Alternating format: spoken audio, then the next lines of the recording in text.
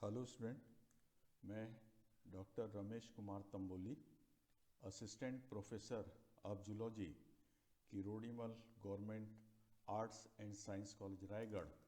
आज के इस वीडियो लेक्चर सेशन में आप सभी का स्वागत करता हूं।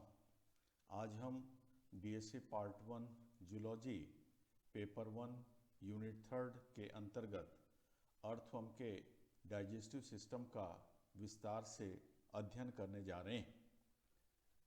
अर्थवर्म के डाइजेस्टिव सिस्टम को अध्ययन के दृष्टिकोण से हमने इन बिंदुओं पर केंद्रित किया है। पहला, पाचन तंत्र की प्रमुख विशेषताएं। दूसरा, general plan of digestive system या पाचन तंत्र की सामान्य रूपरेखा। तीसरा, alimentary canal parts, structure and their function या आहार नाल के भाग, उनकी संरचना एवं कार्य। चौथा, डाइजेस्टिव ग्लैंड या पाचन ग्रंथियां, इनका लोकेशन और फंक्शन। और पांचवा है मोड ऑफ न्यूट्रिशन या पोषण की विधि। और अंत में हम देखेंगे कि डाइजेस्टिव सिस्टम से संबंधित कौन कौन से प्रश्न परीक्षा के दृष्टिकोण से महत्वपूर्ण हैं। आइए सबसे पहले हम देखें अर्थवर्म के पाचन तंत्र की प्रमुख विशेषताएं। पहला, अर्थवर्म सर्वाहारी या ओमनीवोरस एनिलिड जंतु है जो पत्तियों, छोटे बीजों, मृत कीड़ों, अपघटित होती हुई वनस्पतियां एवं जीव के अवशेषों तथा मिट्टी आदि को भोजन के रूप में ग्रहण करता है।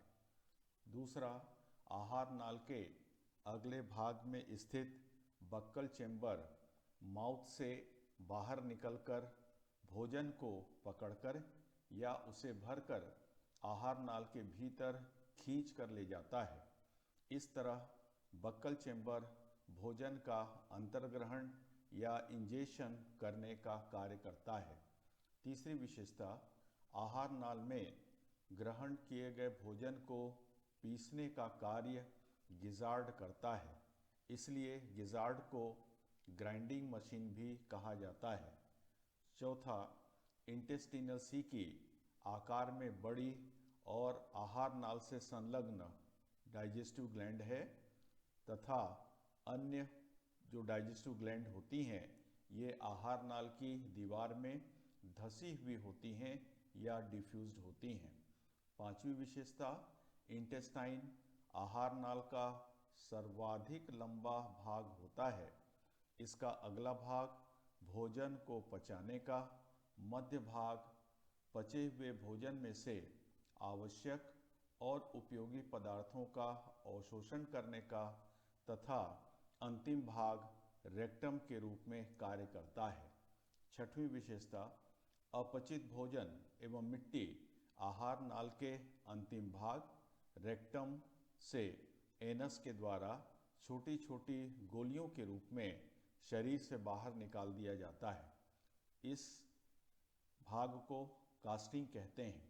कास्टिंग भूमि की मैन्योरिंग कर उसकी उर्वरकता या फर्टिलिटी को बढ़ाने का कार्य करते हैं।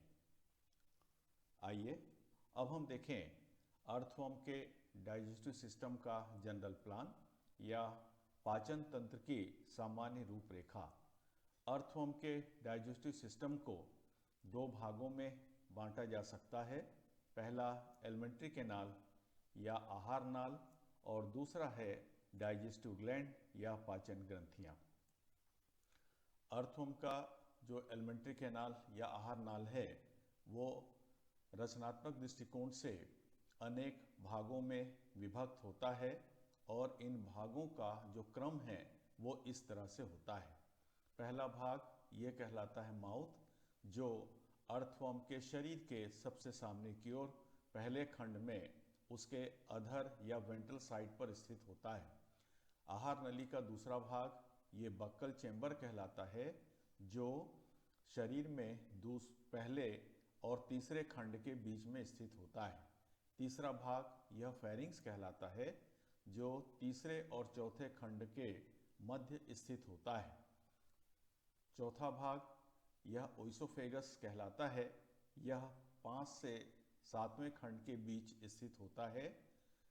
5वां भाग गिजार्ड, यह सामान्य तौर पर 8वें खंड में या कभी कभी 8वें और 9वें खंड के मध्य स्थित होता है। 6वां भाग यह स्टमक कहलाता है, जो 9 से 11 खंड के मध्य में स्थित होता है। 7वां भाग यह इंटेस्टाइन कहलाती है और यह इंटेस्टाइन अपनी अंदरूनी रचना और कार्य के आधार पर 3 भागों में विभाजित की जा सकती है। इंटेस्टाइन का पहला भाग जो स्टमक से संबंधित होता है, यह प्री टिफ्लोसोलर इंटेस्टाइन कहलाता है। यह भाग 15 से 26वें खंड के बीच स्थित होता है। इंटेस्टाइन का दूसरा भाग जो मध्य में होता है, यह टिफ्लोसोलर इंटेस्टाइन कहलाता है, जो 26वें खंड से लेकर के 95वें खंड के मध्य में स्थित होता है।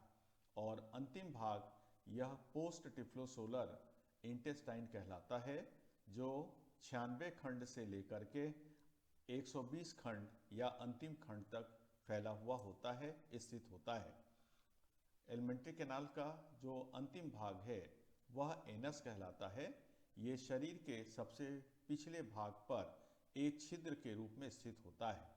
अर्थवर्म में एनस उसके अंतिम खंड या 120वें खंड पर स्थित होता है। आइए अब हम देखें डाइजेस्टिव ग्लैंड के बारे में।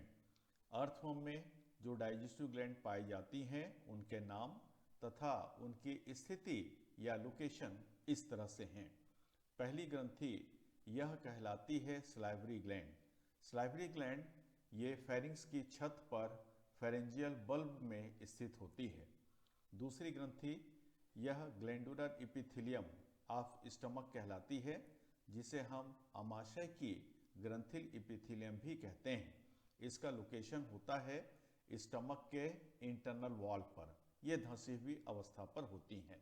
तीसरी ग्रंथि ये इंटेस्टिनल सीकी या आंत्रीय सीकी कहलाती है, जो इंटेस्टाइन में एक जोड़ी उसकी बाहरी सतह पर संलग्न होती हैं और ये इंटेस्टिनल सीकी 26वें खंड में स्थित होती हैं।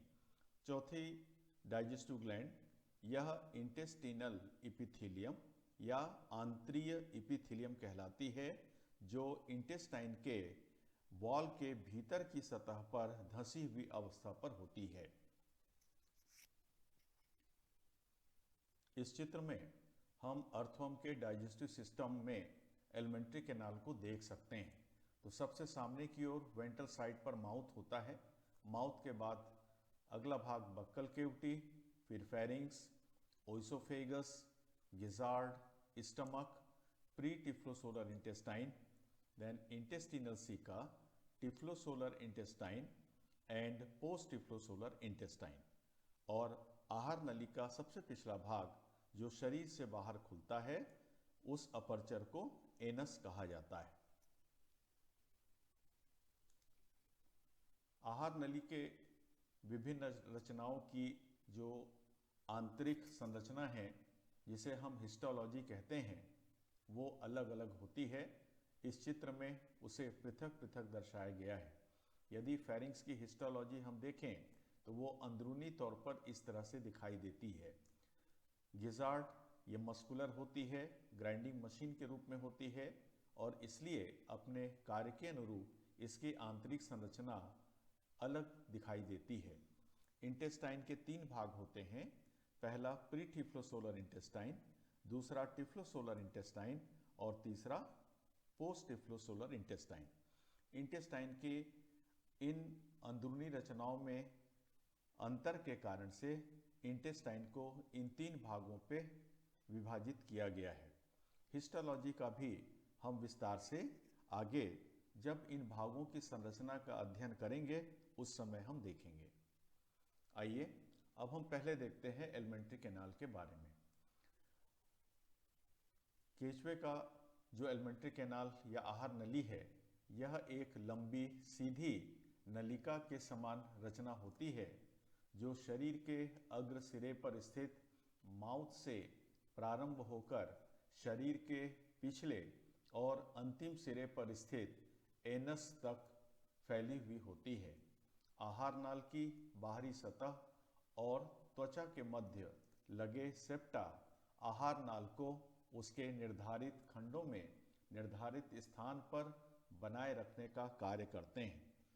बाहरी आकार यदि हम देखें तो बाहरी आकार आंतरिक रचना और कार्य के अनुसार आहार नाल के विभिन्न भागों का जो व्यास या डायमीटर है यह अलग अलग होता है। आहार नाल के अग्रभाग से पिछले भाग की दिशा में विभिन्न भागों की क्रमिक स्थिति, उनकी संरचना और कार्य निम्नानुसार होते हैं। आहार नल का पहला भाग यह माउथ कहलाता है। केंचुए के शरीर का यह प्रथम खंड पेरिस्टोमियम कहलाता है। मुख इसी पेरिस्टोमियम के अग्रभाग पर तथा प्रोस्टोमियम के वेंट्रल सतह पर स्थित होता है। मुख का आकार क्रिसेंट्रिक या अर्धचंद्राकार होता है। मुख में जबड़े व दांतों का अभाव होता है। इस चित्र में हम देख सकते हैं यह अर्थवर्म के शरीर का एक्सट्रीम एंटीरियर साइड है। ये सामने की ओर ये छोटा सा फ्लैप जैसा उभार दिखाई दे रहा है, यह प्रोस्टोमियम कहलाता है। और प्रोस्टोमियम के बाद का जो खंड है ये पेरिस्टोमियम कहलाता है। तो यहाँ पर प्रोस्टोमियम के ठीक नीचे की ओर या पेरिस्टोमियम के ठीक सामने की ओर एक क्रिसेंट्रिक या अर्धचंद्राकार छिद्र होता है और यही छिद्र माउथ कहलाता है, जो पीछे की ओर आहार नली के दूसरे भाग में, जिसे हम बक्कल कैविटी कहते हैं, उसमें खुलती है। आहार नली का दूसरा भाग यह बक्कल चेंबर कहलाता है। मुख या माउथ पीछे की ओर बक्कल चेंबर में खुलता है। बक्कल चेंबर पहले से लेकर के तीसरे खंड के मध्य स्थित होता है। बक्कल चेंबर की दीवार पतली तथा भीतर की सतह पर छोटे छोटे फोल्ड पाए जाते हैं। बक्कल चेंबर की बाहरी सतह तथा त्वचा की भीतरी सतह के मध्य उपस्थित जो मसल्स हैं उनकी सहायता से केंचुआ अपने बक्कल चेंबर को मुख से बाहर निकालकर भोजन को पकड़कर आहार नाल के भीतर खींच सकता है। इस तरह बक्कल चेंबर भोजन को अंतर्ग्रहण या इंटेक या इंजेशन का कार्य करता है।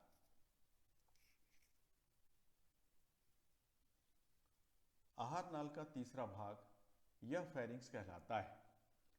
बक्कल चेंबर पीछे की ओर अपेक्षाकृत अधिक चौड़े तथा मोटी दीवार वाली फेरिंक्स में खुलती है। फेरिंक्स तीसरे खंड से चौथे खंड के बीच स्थित होती है।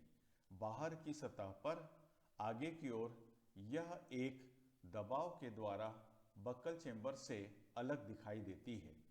फेरिंक्स की आंतरिक संरचना इस तरह से होती है। फेरिंक्स के भीतर फेरेंजियल कैविटी की छत में फेरेंजियल मास या फेरेंजियल बल्ब स्थित होता है। यह फेरेंजियल मास या pharyngeal bulb muscle fibres, musculovascular tissue तथा अनेक एक कोशिकीय स्लाइवरी ग्लैंड या लार ग्रंथियों के द्वारा बनी हुई होती है। और ये जो लार ग्रंथियां होती हैं, स्लाइवरी ग्लैंड होती हैं, ये समूहों में स्थित होती हैं। स्लाइवरी ग्लैंड्स को क्रोमोफिल सेल्स भी कहते हैं। आंतरिक संरचना आइए हम देखें। फेरिंक्स की आंतरिक सतह इपिथीलियम की एक स्तर से बनी होती है, जो फेरेंजियल मास की निचली सतह पर सिलिएटेड होती है तथा लेटरल साइड की दीवार भीतर की ओर धंसकर हॉरिजॉन्टल या अनुप्रस्थ शेल्फ बनाती है। इस हॉरिजॉन्टल शेल्फ के कारण फेरेंजियल कैविटी अपूर्ण रूप से ऊपर की ओर डॉर्सल चेंबर, जिसे हम स्लाइवरी चेंबर कहते हैं, और नीचे की ओर वेंट्रल चेंबर या कंडक्टिंग चेंबर में विभाजित होती है। फेरिंक्स के कार्य के बारे में हम देखें। फेरेंजियल मास की स्लाइवरी ग्लैंड्स के द्वारा म्यूकस एवं स्लाइवा या लार का सिक्रीशन किया जाता है। इनके कार्य इस तरह से हैं। म्यूकस भोजन को नम और चिकना बनाता है, तो म्यूकस ग्रहण किए गए भोजन के साथ मिलकर के उसे नम और चिकना बना देता है। सलाइवा में जो प्रोटियोलिटिक एंजाइम होते हैं वो भोजन में उपस्थित प्रोटीन का पाचन करते हैं। फेरिंक्स की बाहरी सतह तथा त्वचा के भीतर सतह के मध्य उपस्थित जो रेडियल मसल्स हैं उनके फैलने और सिकुड़ने से फेरिंक्स एक चूषक पंप की तरह काम करती है या फीडिंग पंप की तरह कार्य करती है और भोजन को ग्रहण करने में सहायता करती है। इस चित्र में हम देख सकते हैं कि फेरिंक्स ये भीतर का हिस्सा है, बाहर की ओर की ये सारी रचना ये इसकी बॉडी वॉल है, अंदर की ओर का यह हिस्सा फेरिंक्स है।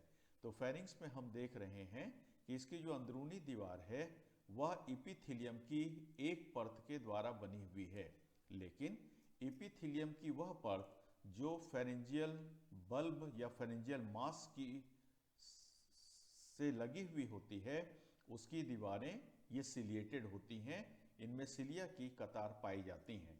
और ऊपर की ओर का हिस्सा जो हम देख रहे हैं ये पूरा का पूरा जो भाग है यही कहलाता है फेरेंजियल मास या फेरेंजियल बल्ब।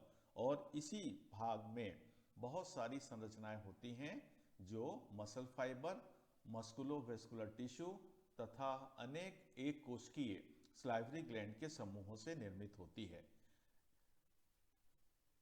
एपिथेलियम की यह जो परत है वह लेटरल साइड पर भीतर की ओर धंसी हुई होती है, अनुप्रस्थ रूप से धंसी हुई होती है, जिसके कारण से यह जो फेरेंजियल ल्यूमेन है, यह स्थान है, यह अपूर्ण रूप से डॉर्सल और वेंट्रल चेंबर में बट जाता है। यह जो डॉर्सल चेंबर होता है इसको सलाइवरी चेंबर कहते हैं और नीचे का जो चेंबर है वेंट्रल चेंबर इसको कंडक्टिंग चेंबर कहते हैं। आइए अब हम देखें ओइसोफेगस के बारे में। आहार नली का जो चौथा भाग है यह ओइसोफेगस कहलाता है। ओइसोफेगस की बाहरी संरचना इस तरह से है। फेरिंक्स पीछे की ओर छोटी सक्रिय तथा ट्यूबुलर या नलिकाकार ओइसोफेगस में खुलती है।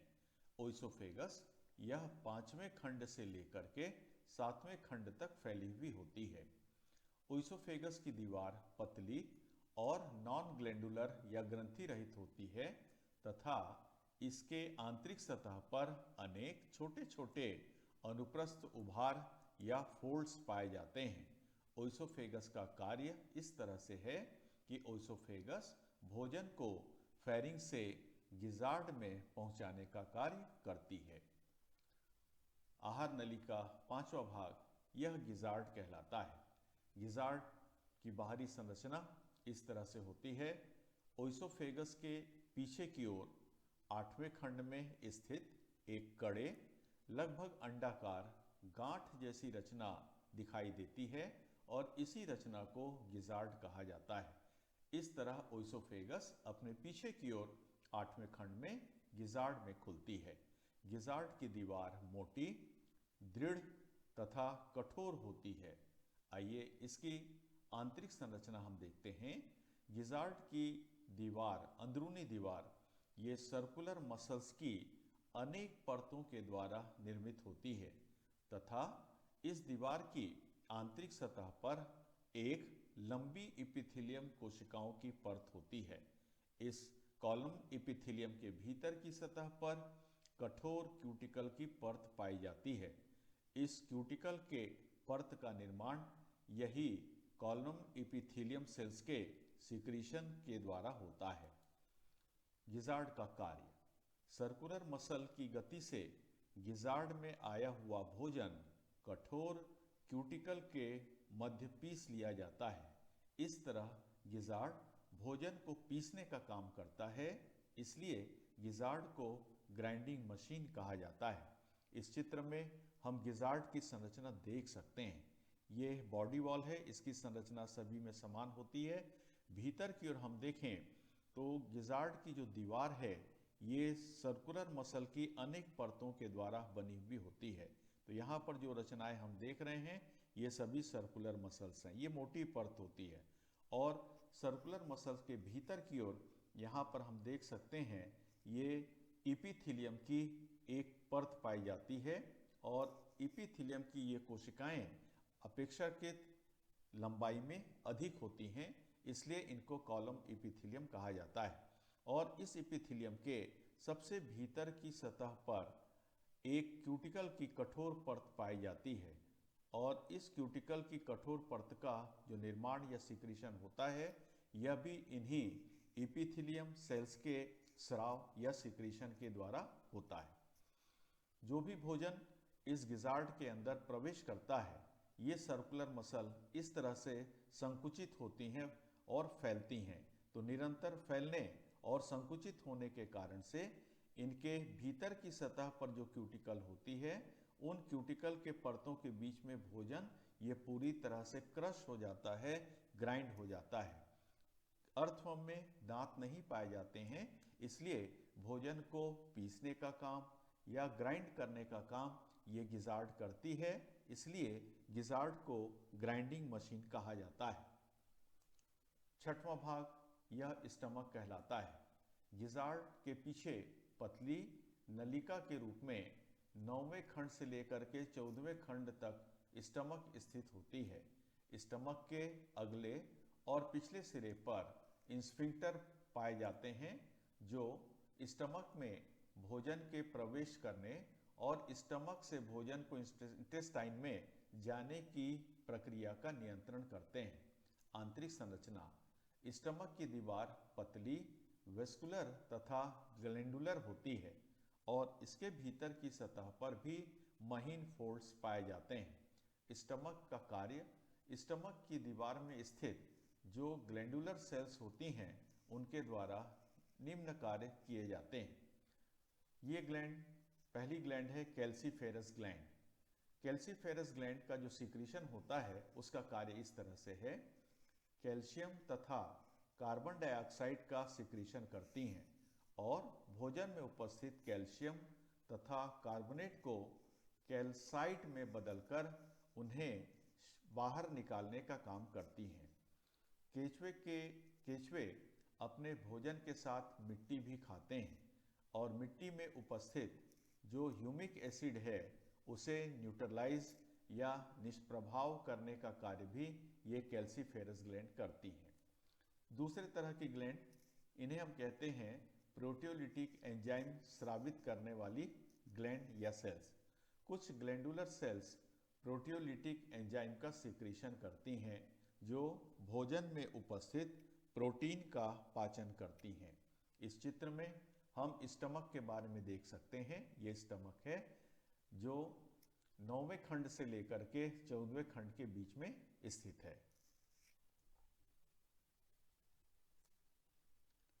एलिमेंट्री कैनाल का 7वां भाग यह इंटेस्टाइन कहलाता है। स्टमक का पिछला भाग इंटेस्टाइन में खुलता है। यह इंटेस्टाइन 15वें खंड से लेकर अंतिम खंड के बीच स्थित होती है। इंटेस्टाइन लंबी, अपेक्षाकृत चौड़ी और पतली दीवार वाली नली होती है। सेप्टा के जुड़ने के स्थानों पर यह इंटेस्टाइन सक्रिय हो जाती है तथा दो सेप्टा के बीच में यह फूली हुई दिखाई देती है, जिसके कारण बाहरी सतह पर यह बेडेड या मालाकार दिखाई देती है। आंतरिक संरचना: आंतरिक रचना और कार्य के आधार पर इंटेस्टाइन इन 3 भागों में चिन्हित होता है। पहला भाग प्री टिफ्लोसोलर भाग, दूसरा टिफ्लोसोलर भाग और तीसरा है पोस्ट टिफ्लोसोलर भाग। आइए हम देखें प्री टिफ्लोसोलर भाग के बारे में। प्री टिफ्लोसोलर इंटेस्टाइन यह स्टमक के पीछे 15वें खंड से लेकर 26वें खंड तक स्थित होता है। यह इंटेस्टाइन का अगला भाग होता है। इसकी आंतरिक सतह पर विलाई नहीं पाए जाते हैं। इसकी दीवार में स्थित डाइजेस्टिव ग्लैंड या पाचन ग्रंथियों के द्वारा डाइजेस्टिव एंजाइम का सिक्रीशन किया जाता है और ये एंजाइम हैं एमाइलेज, पिप्सिन, ट्रिप्सिन, लाइपेज, सेलुलेज, काइटिनेस आदि। प्री टिफ्लोसोलर इंटेस्टाइन के अंतिम 26वें खंड में इसकी बाहरी सतह पर दोनों ओर उभरी हुई एक एक इंटेस्टिनल सीकी होती है, जो आगे की ओर 22वें या 23वें खंड तक फैली हुई होती हैं। इंटेस्टिनल सीकी की आंतरिक सतह पर भी सूक्ष्म विलाई पाए जाते हैं। चेन एंड पू, ये साइंटिस्ट का नाम है, 1947 में इन्होंने सुझाया था कि इंटेस्टिनल सीका के द्वारा एमाइलेटिक एंजाइम का सीक्रेशन किया जाता है, जो भोजन के साथ मिलकर उसे पचाने की कार्रवाई करता है। यहाँ पर इस चित्र में हम इंटेस्टाइन की आंतरिक संरचना देख सकते हैं। ये बॉडी वॉल है और इंटेस्टाइन का यह अगला हिस्सा है जिसे हम प्री टिफ्लोसोलर इंटेस्टाइन कहते हैं।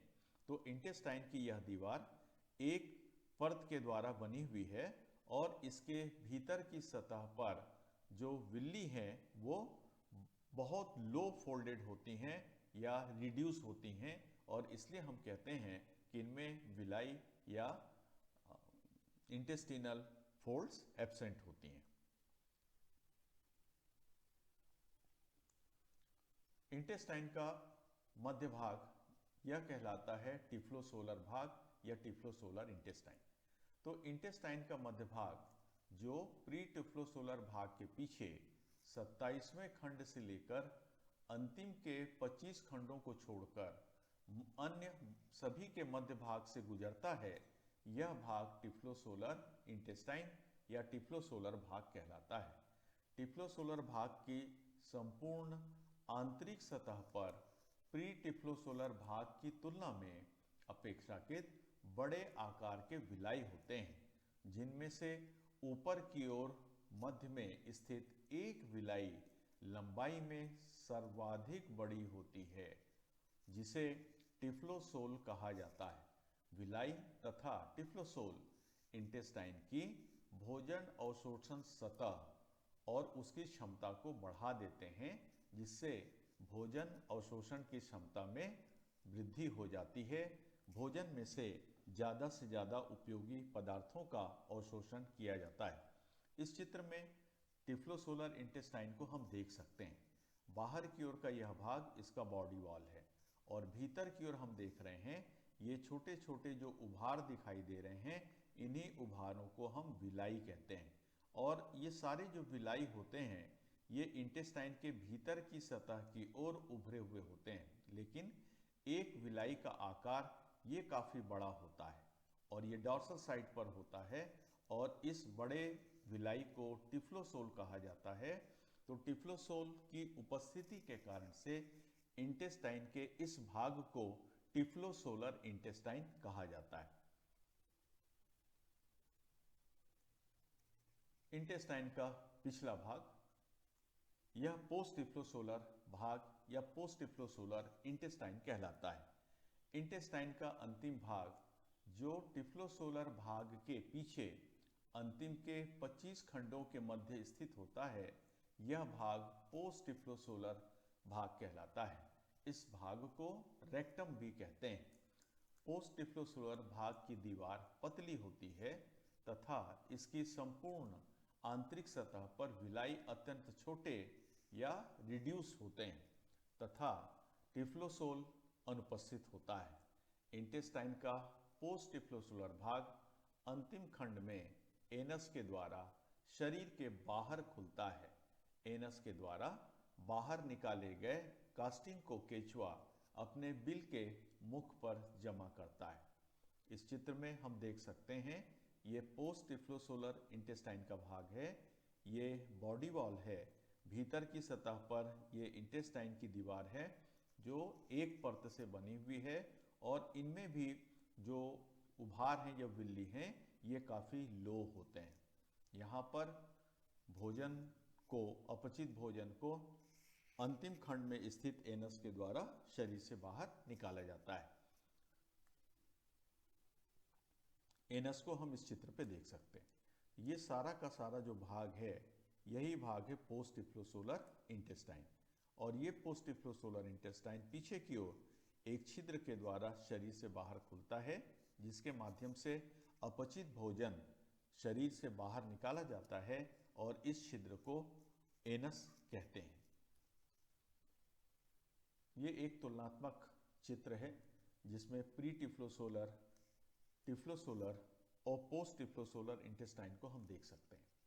प्री टिफ्लोसोलर इंटेस्टाइन में जो विलाई होते हैं वो रिड्यूस या लगभग अनुपस्थित की स्थिति पे होते हैं, क्योंकि यहाँ पर भोजन का पाचन होता है, जबकि मध्य का भाग पचे हुए भोजन में से उपयोगी पदार्थों को अवशोषण करना है, इसलिए इसकी आंतरिक सतह पर ऐसे ऊंचे ऊंचे भीतर की ओर निहित फोल्ड होते हैं, लेकिन इन फोल्ड में से एक फोल्ड जो डॉर्सल साइड पर होता है यह सर्वाधिक बड़ा होता है और इस भाग को कहा जाता है टिफ्लोसोल।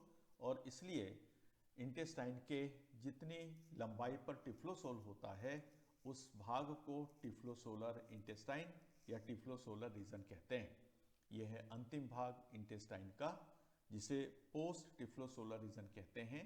यहाँ पर दीवार पर जो विल्ली होती हैं वो बहुत रिड्यूस होती हैं तथा इनमें टिफ्लोसोल भी अनुपस्थित होता है। एलिमेंट्री कैनाल के बाद आइए हम देखें डाइजेस्टिव ग्लैंड या केचुए की पाचन ग्रंथियों के बारे में तथा उनके कार्य के बारे में। इस चार्ट के माध्यम से हम डाइजेस्टिव ग्लैंड का नाम, उनका लोकेशन या स्थान, उनसे स्रावित होने वाले एंजाइम और उनके कार्य का विस्तार से अवलोकन कर सकते हैं। पहली डाइजेस्टिव ग्लैंड यह सलाइवरी ग्लैंड कहलाती है। सलाइवरी ग्लैंड ये फेरिंग्स की छत में स्थित होती है। फेरेंजियल बल्ब के रूप में यह दिखाई देती है। इनके द्वारा जो एंजाइम सीक्रेट किया जाता है वो है म्यूकस, और म्यूकस में म्यूसिन होती है जो भोजन के साथ मिलकर के उसे नम और चिकना बनाती है। प्रोटियोलिटिक एंजाइम इसके द्वारा सीक्रेट किए जाते हैं और ये प्रोटियोलिटिक एंजाइम भोजन में उपस्थित प्रोटीन का पाचन करते हैं। दूसरी ग्रंथि यह स्टमक में होती है, उसके इपिथीलियम की परत पर, और इसलिए इस ग्रंथि को हम कहते हैं ग्लैंडुलर इपिथीलियमा स्टमक। लोकेशन हम देख सकते हैं, ये ग्रंथियां स्टमक की दीवार में विस्तृत होती हैं, डिफ्यूज होती हैं। इनके द्वारा दो तरह की एंजाइम रिलीज की जाती हैं। पहली है कैल्सीफेरस ग्लैंड। इन ग्लैंड का जो सीक्रेशन होता है वो भोजन के साथ लिए गए मिट्टी में जो ह्यूमिक एसिड होता है उस ह्यूमिक एसिड को उदासीन या न्यूट्रलाइज करने का काम करते हैं, जबकि ग्लैंडुलर इपिथीलियम के द्वारा ही प्रोटियोलिटिक एंजाइम का भी सीक्रेशन किया जाता है और ये एंजाइम भोजन में उपस्थित प्रोटीन का पाचन या डाइजेशन करने का काम करती है। तीसरी ग्रंथि है इंटेस्टिनल सीकी। इंटेस्टिनल सीकी ये इंटेस्टाइन के बाहरी दीवार पर एक जोड़ी संरचना के रूप में दिखाई देती हैं और ये इंटेस्टिनल सीकी 26वें खंड पर स्थित होती हैं। इनके द्वारा जो एंजाइम रिलीज किया जाता है वो है एमाइलेज, और यह एमाइलेज स्टार्च का डाइजेशन करती है, पाचन करती है और उसे ग्लाइकोजन में बदल देती है। चौथी और अंतिम ग्रंथि है, ये कहलाती है इंटेस्टिनल इपिथीलियम। ये इंटेस्टाइन की दीवारों के भीतर डिफ्यूज्ड होती है, धंसी हुई होती है। लोकेशन हम देखते हैं, ये इंटेस्टाइन की दीवार में पाई जाती हैं। इनके द्वारा जो एंजाइम रिलीज किया जाता है उनको संयुक्त रूप से इंटेस्टिनल जूस कहते हैं। इस इंटेस्टिनल जूस में जो एंजाइम होते हैं वो इस तरह से हैं। पहला इन्वर्टेज, ये शुगर का पाचन सेलुलोज में करते हैं। लाइपेज, फैट को फैटी एसिड में पाचित करते हैं। प्रोटीएज, प्रोटीन को एमिनो एसिड में पाचन करते हैं। देन सेलुलेज, वनस्पति भोजन के रूप में जो ग्रहण की जा रही है उसमें जो सेलुलोज होता है उस सेलुलोज का पाचन करती हैं। और आखिरी है काइटिनेज, कीड़ों के शरीर पर जो आवरण होता है वह आवरण काइटिन कहलाता है। तो अर्थवर्म कभी कभी मरे हुए कीटों को भी भोजन के रूप में इस्तेमाल करते हैं और इस तरह कीड़ों के शरीर पर स्थित जो काइटिन है उस काइटिन को पचाने का काम, डाइजेस्ट करने का काम ये काइटिनेज एंजाइम करती है। तो इस चित्र में हमने डाइजेस्टिव ग्लैंड, उनके लोकेशन, एंजाइम्स तथा उन एंजाइम्स के कार्य का विस्तार से अध्ययन कर लिया है। आइए अब हम देखें केचुए में पोषण की विधि या मोड ऑफ न्यूट्रिशन। पोषण विधि को हम इन बिंदुओं पर अध्ययन करेंगे। पहला है फूड या भोजन। केचुआ ओमनीवोरस होता है। यह पत्तियां, घास, बीज, एल्गी, अपघटित होते वनस्पति तथा जीव पदार्थ के साथ ही साथ मिट्टी को भी भोजन के रूप में उपयोग करते हैं। तो जो जंतु एक से अधिक प्रकार के पदार्थों को भोजन के रूप में इस्तेमाल करता है, ऐसे जंतुओं को सर्वाहारी या ओमनीवोरस कहते हैं। दूसरा है फीडिंग, भोजन का अंतर्ग्रहण। पेशी संकुचन के कारण बक्कल चेंबर उलटकर मुख से बाहर आ जाता है और भोजन को पकड़ करके वापस अंदर चला जाता है। फेरिंक्स की दीवार के फैलने और सिकुड़ने के कारण बक्कल चेंबर में आया हुआ भोजन फेरिंक्स में प्रवेश कर जाता है। इस तरह भोजन तथा मिट्टी को आहार नाल में ग्रहण करने की प्रक्रिया को फीडिंग कहा जाता है। तीसरा है डाइजेशन। आहार नाल में ग्रहण किए गए भोजन को पचाने की प्रक्रिया को डाइजेशन कहते हैं। इसे ही हम कहते हैं भोजन का पाचन। भोजन के पाचन की प्रक्रिया फेरिंक्स में प्रवेश के साथ ही शुरू हो जाती है। आइए हम देखें फेरिंक्स में पाचन की प्रक्रिया। फेरेंजियल मास के द्वारा फेरेंजियल जूस भोजन में मिलाया जाता है, जिसमें म्यूसिन और एंजाइम होते हैं। तो म्यूसिन में म्यूकस होता है जो भोजन के साथ मिलकर के भोजन को नम, चिकना और कोमल बना देता है। भोजन में स्थित मिट्टी के साथ आए हुए बैक्टीरिया आदि को यह नष्ट भी करता है। प्रोटियोलिटिक एंजाइम भोजन में उपस्थित प्रोटीन को डाइजेस्ट करके उसे घुलनशील पेप्टोन में बदल देते हैं। तो फेरिंक्स से आरंभिक पाचन की प्रक्रिया पूर्ण करने के बाद अब यह भोजन ओइसोफेगस से होते हुए गिजार्ड में प्रवेश करता है, जहां उस भोजन को पीस कर या ग्राइंड कर और महीन किया जाता है। गिजार्ड से पीसा हुआ भोजन ओइसोफेगस से होकर के स्टमक में प्रवेश करता है। इस तरह भोजन ग्रहण करने के बाद ईसोफेगस में प्रवेश कर जाता है। ईसोफेगस से होते हुए जब ये भोजन स्टमक में जाएगा तो स्टमक की दीवार में स्थित जो पाचन ग्रंथियां हैं, ये आए हुए भोजन पर निम्नानुसार कार्य करती हैं। पहला, कैल्सीफेरस ग्लैंड। कैल्शियम भोजन के साथ मिट्टी में उपस्थित ह्यूमिक एसिड को निष्प्रभावी या न्यूट्रलाइज करते हैं। दूसरा, प्रोटियोलिटिक एंजाइम सिक्रीट करने वाली जो कोशिकाएं हैं, इनके द्वारा जो प्रोटियोलिटिक एंजाइम स्राव किया जाता है वह भोजन में उपस्थित प्रोटीन का पाचन करता है। इसके पश्चात अब यह जो भोजन है वो स्टमक से इंटेस्टाइन के प्री-टिफ्लोसोलर भाग में प्रवेश करता है। आइए अब हम देखें प्री-टिफ्लोसोलर इंटेस्टाइन में पाचन की प्रक्रिया। प्री-टिफ्लोसोलर इंटेस्टाइन की दीवार में स्थित ग्रंथियां ये इंटेस्टिनल जूस का सिक्रीशन करती हैं, जिनमें उपस्थित एंजाइम भोजन पर निम्न कार्य करते हैं। पहला, इन्वर्टेज। यह भोजन में उपस्थित शुगर का पाचन करता है और उसे सेलुलोज में बदल देता है। लाइपेज, यह भोजन में उपस्थित फैट को फैटी एसिड में बदलता है। प्रोटीएज, प्रोटीन को पेप्टोन तथा अंतिम रूप से वह उसे एमिनो एसिड में बदल देता है। सेलुलेज, सेलुलोज का पाचन करता है। काइटिनेज, कीड़ों के काइटिन का पाचन करता है। इंटेस्टिनल सीकी के द्वारा पाचन। 26वें खंड में इंटेस्टिनल सीकी के द्वारा स्रावित एमाइलेटिक एंजाइम भोजन में उपस्थित स्टार्च को पुनः शुगर में बदल देता है। इस तरह भोजन का पाचन प्रीटिफ्लोसोलर इंटेस्टाइन भाग में पूर्ण होता है। एब्जॉर्प्शन, पचे हुए भोजन को अवशोषित करने की प्रक्रिया यह एब्जॉर्प्शन ऑफ फूड कहलाती है। तो प्रीटिफ्लोसोलर इंटेस्टाइन भाग में भोजन का पूर्ण रूप से पाचन होने के बाद प्रीटिफ्लोसोलर इंटेस्टाइन में होने वाली जो पेरिस्टाल्सिस गतिविधि है उसके द्वारा भोजन टिफ्लोसोलर इंटेस्टाइन भाग में प्रवेश करता है।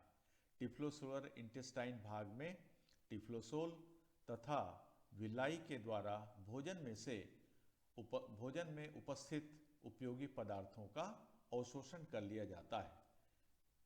एंड पांचवा है इजेशन या अपचित भोजन को शरीर से बाहर निकालना, इसे हम मल त्याग कहते हैं।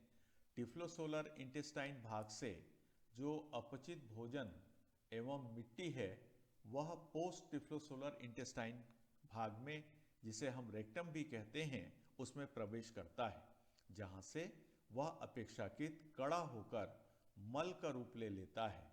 केचुआ समय समय पर मल को पोस्ट टिफ्लोसोलर इंटेस्टाइन के अंतिम सिरे से वहां स्थित एनस के द्वारा बाहर निकालते रहता है। मल को बाहर निकालने की यह प्रक्रिया इजेशन या मल त्याग कहलाती है।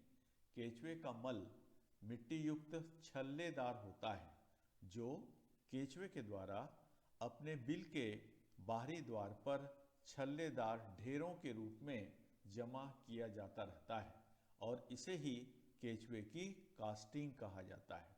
केचुए की यह कास्टिंग भूमि को बहुत उपजाऊ बनाती है। इस चित्र में हम देख सकते हैं केचुए अपने एनस के द्वारा अपचित भोजन को बाहर निकालते हैं और उसे इस तरह से अपने सुरंग के बाहर की ओर जमा भी करते हैं।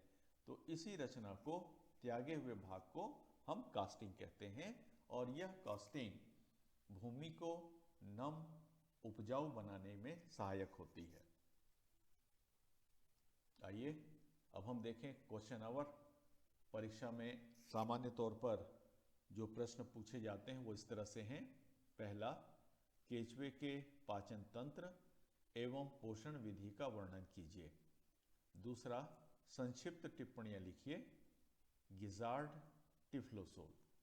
और तीसरा प्रश्न है ड्रा वेल लेबल्ड डायग्राम, नामांकित चित्र बनाइए। टीएस फेरिंग्स, फेरिंग्स का अनुप्रस्थ काट, गिजार्ड का अनुप्रस्थ काट और टिफ्लोसोलर इंटेस्टाइन से होता हुआ अनुप्रस्थ काट।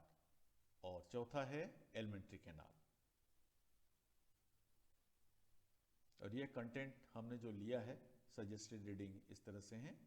Biology of animal, Ganguly Sinha Adhikari, annelida by R L. Kotpal, R P. Unified part 1 doctor S M. Saxena, and textbook of invertebrate by N.C. Nair, Saras publication.